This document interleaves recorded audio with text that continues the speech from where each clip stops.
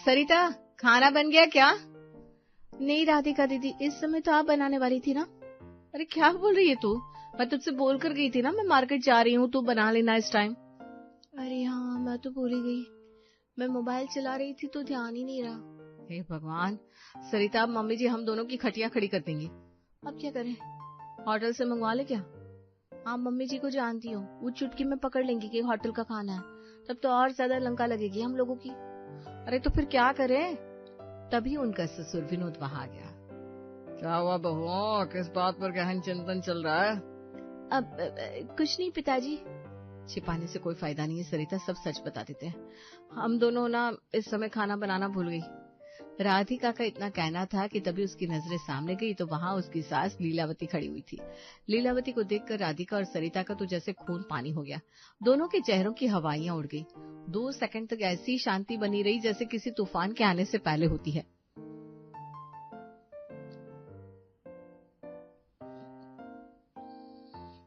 हे भगवान, लगता है मेरा अंतिम समय आ गया है। राधिका, भला बुरा सुनने के लिए तैयार हो जा। मुझे भूख नहीं है, आज मेरे लिए कुछ मत बनाना।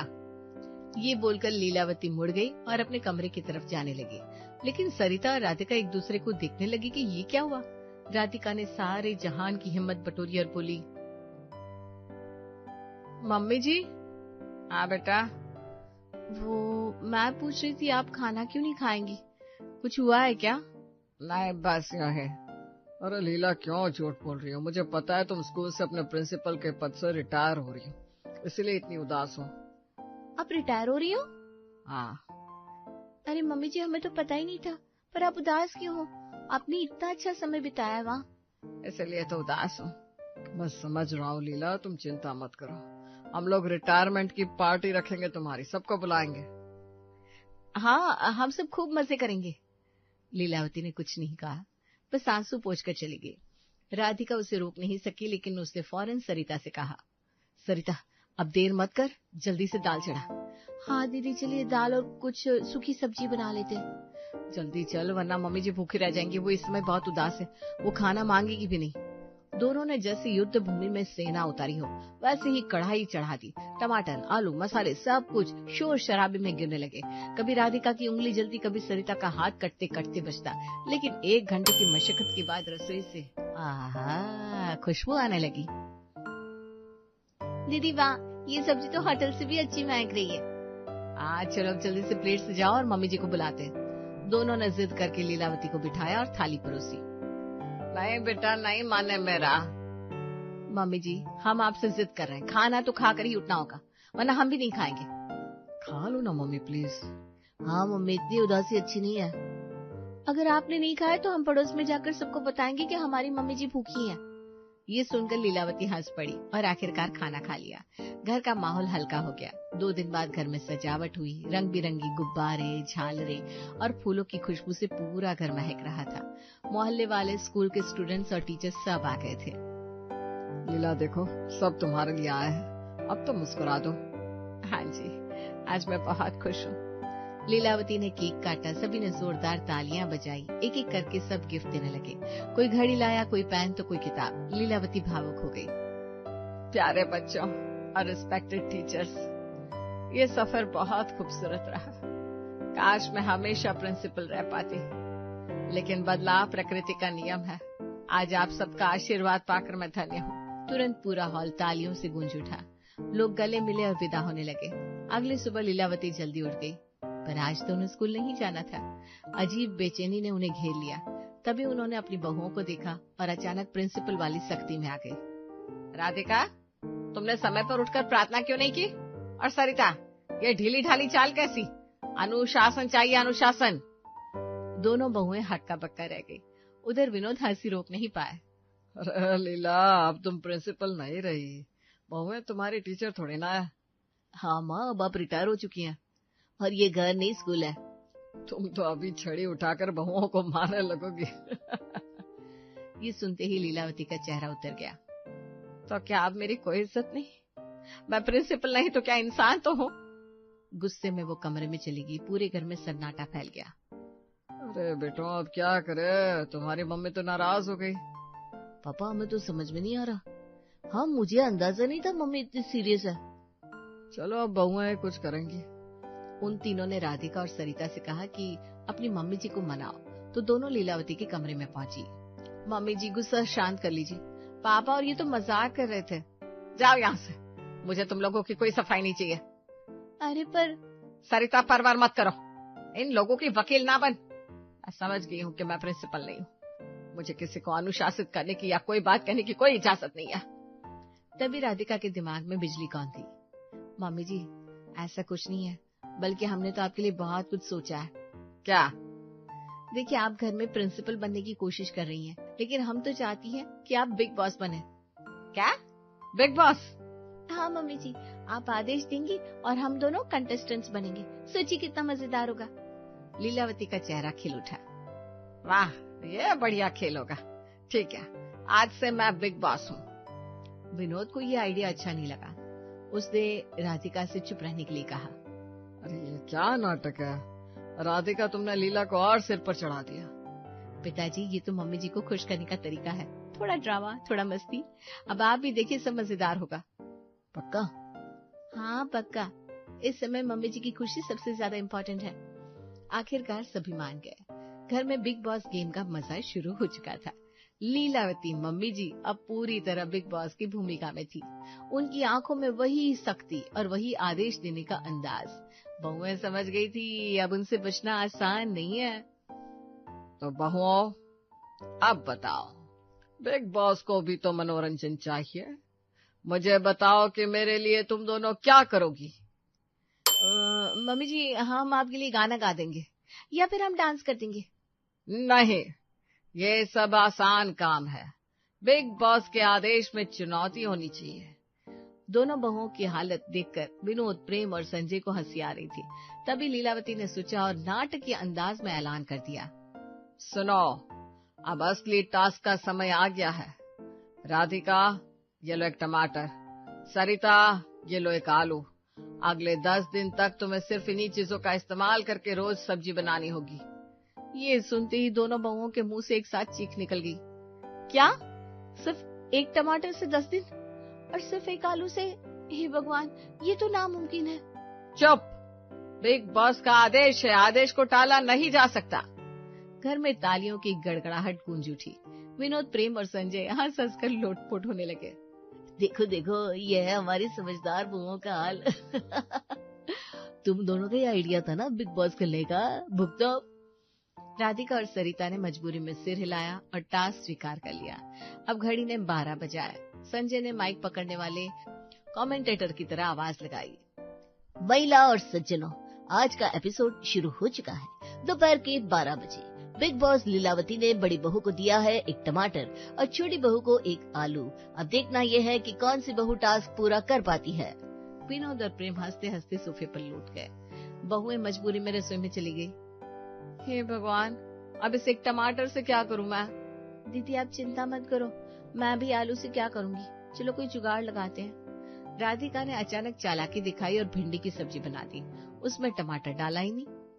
ओह माय गॉड, दर्शकों देखिए, बड़ी बहू ने गजब का दिमाग लगाया है। भिंडी की सब्जी जिसमें टमाटर का नामो निशान नहीं। वाह वे वाह। उधर सरिता भी पीछे नहीं रही। उसने दाल खिचड़ी बना डाली जिसपे आलू डालने की जरूरत ही नहीं थी।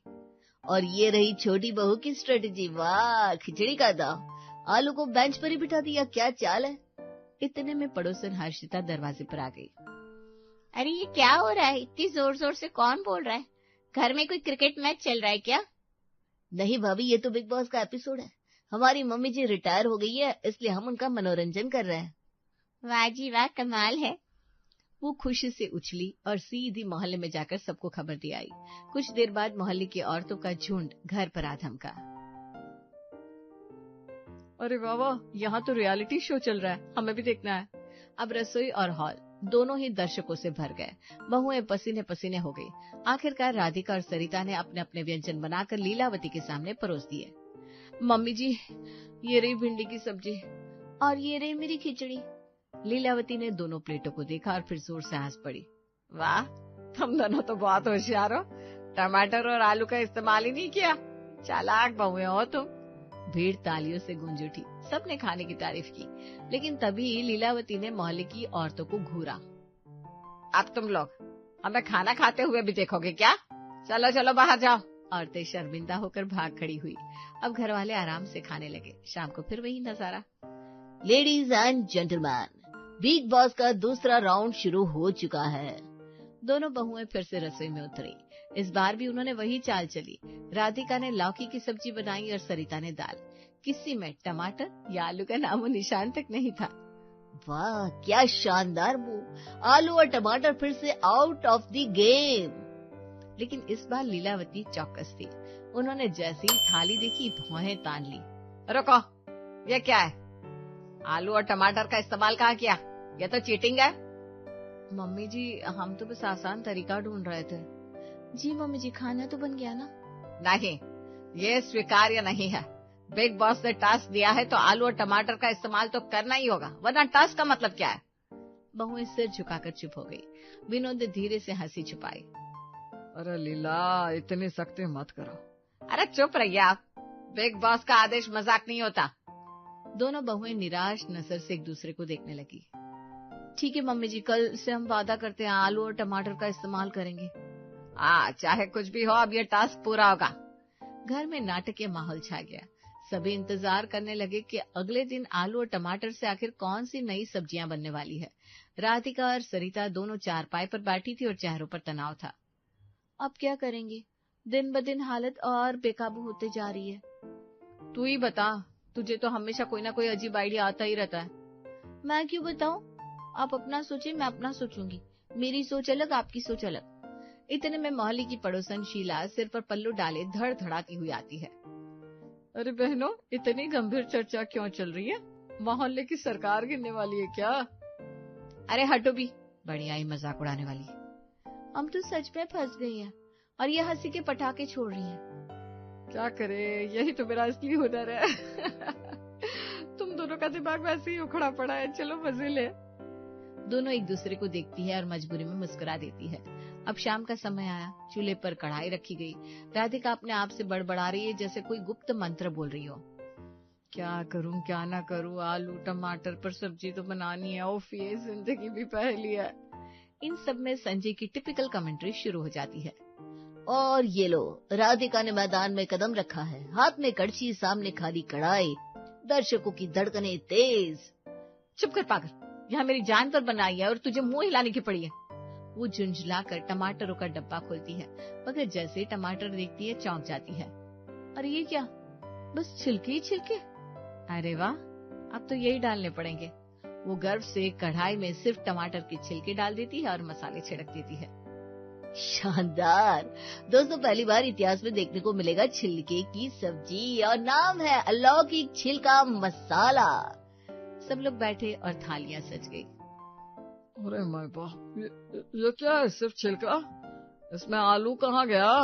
बाकी सब लोग हंस हंस कर लोटपोट हो गए। देखो तो छिलके ही छिलके।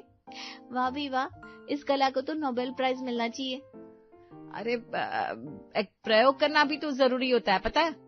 कमाल है भाई, पहली बार किसी ने छिलकों को इतनी इज्जत दिया। शाबाश बहू। अब सरिता अपनी बारी पर सोच रही थी क्या करे क्या ना करे। उसके चेहरे पर शैतानी मुस्कान फैल जाती है। जरा दिमाग लगाना पड़ेगा। थोड़े से आलू को भी नई शक्ल दी जा सकती है। वो उबाल कर आलू का छोटा सा हिस्सा लेती है, उसका बुरादा बनाती है और उसमें चावल डालकर तहरी तैयार करती है। वाह दोस्तों, दूसरी पारी शुरू हो चुकी है और ये देखिए, गेंदबाज सरिता ने आलू का घिसा पिटा बुरादा मैदान में उतार दिया है। सब लोग फिर से खाने बैठते हैं। तो ये तो अजीब सा चिपचिपा क्या है ये? आलू की जगह आलू का चूरा। वाह बहना, तू तो और भी आगे निकल गई। यही है मेरा मास्टरपीस, बुरादा तहरी। खाओ खाओ, स्वाद देखो। सब लोग हंसते हंसते बेहाल हो जाते हैं। तुम दोनों बहुएं तो कमाल हो। छिलका छिलका और बुरादा बुरादा, ये कोई खाने की चीज है भला? इतने में मोहल्ले की औरतें भी दरवाजे पर आ धमकती है। अरे ये क्या बना रखा है? हे भगवान, ऐसा तो मैंने सपने में भी नहीं सोचा। और इसे तो अखबार में छपना चाहिए। और दोस्तों, ये है टास्क के पहले राउंड का नतीजा। पहली बारी राधिका की छिलका सब्जी, दूसरी पारी सरिता की बुरादा तहरी। दर्शक हंसी से लोटपोट। खाने वाले हैरान है कि खाना खा रही या किसी एक्सपेरिमेंट का सब्जेक्ट बन रही है। संजय की कमेंट्री सुनकर सबको हंसी आ रही थी, मगर विनोद का चेहरा सख्त हो गया। बस बहुत हो गया, सब हंसो, खिलखिलाओ, मजाक उड़ाओ, मगर मुझे तो एक निवाला भी ढंग का खाने को नहीं मिल रहा। अरे ये तो बस खेल है बिग बॉस जैसा, आपको तो मजा लेना चाहिए। हाँ देखिए ना, हम लोग तो पूरा माहौल बनाकर बैठे हैं, इसमें गुस्सा कैसा? माहौल? ये माहौल नहीं, मेरे पेट के साथ किया गया अत्याचार है। चिल्लाने का मन कर रहा है। और दोस्तों, आखिरकार विनोद जी का सब्र का बांध टूट गया है। मैदान में गुस्से का तूफान उठ चुका है। बाकी सभी लोग खिलखिला उठते हैं, मगर विनोद मुंह फुलाकर एक कोने में जाकर बैठ जाता है। अब अगले दिन फिर वही खेल दोहराया जाता है। किचन में फिर कोई अजीबोगरीब डिश तैयार होती है। संजय तालियां बजाते हुए कमेंट्री करता है। लो, आज की नई पेशकश अज्ञात करी। इसमें स्वाद से ज्यादा रहस्य है और रहस्य से ज्यादा खतरा। अरे बस करो ये बिग बॉस की नौटंकी, थक गया हूँ मैं रोज भूखा रहने से। तभी संजय की बुआ जी वहाँ धमकी। अरे वाह, लगता है यहाँ कोई मेला लगा है। क्या चल रहा है भाई? जैसे ही वो अंदर आती है, सब हंसते हुए बताते हैं कि घर में बिग बॉस खेल चल रहा है। वाह भाई वाह, तुम लोगों ने तो घर को रंगमंच बना दिया है। मजा आ गया सुनकर। मगर जैसे ही खाना सामने आता है, छिलका सब्जी, बुरादा तहरी, ऐसे एक्सपेरिमेंट्स देखकर बुआ जी का तो चेहरा ही बिगड़ जाता है। हे राम, क्या है ये? मैं इतनी दूर से आई और तुम मुझे ये खिला रहे हो? इसमें तो स्वाद नाम की चीज ही नहीं। अपनी बहन की ये बात सुनकर विनोद का सब्र पूरी तरह फूट पड़ता है। वो एकदम खड़ा हो जाता है और गुस्से में चिल्ला उठता है। अरे बंद करो ये नौटंकी, मेरी बहन को भी ये घटिया खाना खाना पड़ेगा क्या? थक गया हूँ मैं अभी इस खेल से, पेट का मजाक मत बनाओ। पूरा घर सन्नाटा हो जाता है। राधिका और सरिता दोनों सहम जाती हैं। संजय भी माइक नीचे रख देता है। लीलावती धीरे धीरे उठती है। सबकी निगाहें उनकी ओर टिक जाती है। ठीक है, खेल यहीं खत्म होता है। मेरा मूड अब बिल्कुल ठीक है, मुझे अब बिग बॉस की जरूरत नहीं। माँ, लेकिन विजेता कौन हुआ? कौन जीता इस खेल में? कोई नहीं जीता। सही कहा, हम सब हार गए क्योंकि हमें ढंग का खाना ही नहीं मिला। बहुत हो गया, चलो फटाफट आलू मटर की बढ़िया सब्जी बनाओ, वही खाएंगे हम सब। कुछ पल की चुप्पी के बाद सब हंस पड़ते हैं। ठीक है जी, आज से बिग बॉस की छुट्टी। अब सिर्फ स्वादिष्ट सब्जियां। किचन में हंसी ठिठोली करते हुए सब मिलकर आलू मटर की सब्जी बनाते हैं। और दोस्तों, आखिरकार खेल खत्म। आलू मटर की जीत, पेट खुश, सब खुश, और बिग बॉस को घर से बाहर कर दिया गया है। पूरा घर ठहाकों से गूंज उठता है। सब मिलकर आलू मटर की सब्जी खाते हैं।